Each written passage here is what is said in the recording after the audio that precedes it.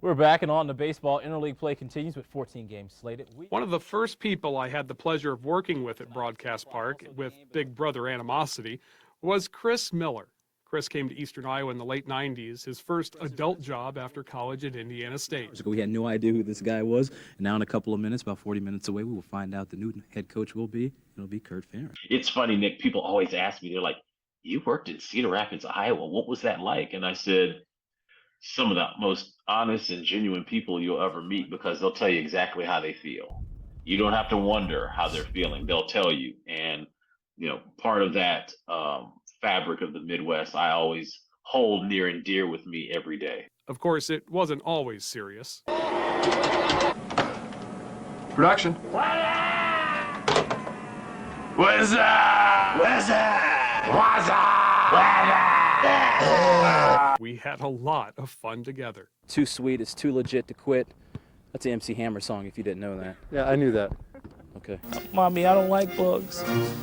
Shoot! Ah! Ah! Oh my God, look! Ah! Since leaving us more than 20 years ago, Chris spent time in Cleveland before landing in D.C. for the last 15 years. Now, after all that time and commitment, Chris is the new play-by-play announcer for the Washington Wizards. Backdoor cut by Kyle Kuzma. Don't jump. Now he's spending his professional days with some of the highest paid athletes in the world. But the generosity of those first interviews here in Eastern Iowa have never left his mind.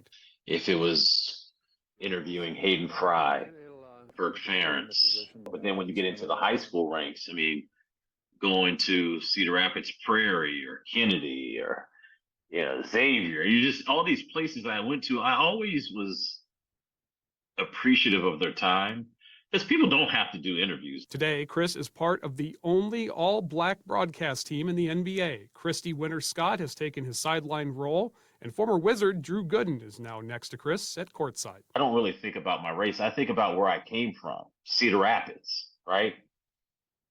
That was really the foundation of me being who I am now. Now firmly entrenched in Capital One Arena in D.C., that foundation built at Broadcast Park reminds him of all he's thankful for. I want to thank people in Eastern Iowa for allowing me into their homes. They didn't have to do that. And some of the responses that I would get from people going to the High V or going to Hawkeye Downs or going to a Colonel's game, I just really appreciated all their support. So if they're watching this, I would just leave you with this. Thank you. From the Sunday funnies to the seismic shifts in Hawkeye sports during his time, many of us remember Chris's dedication to his work while still reminding all of us to have some fun.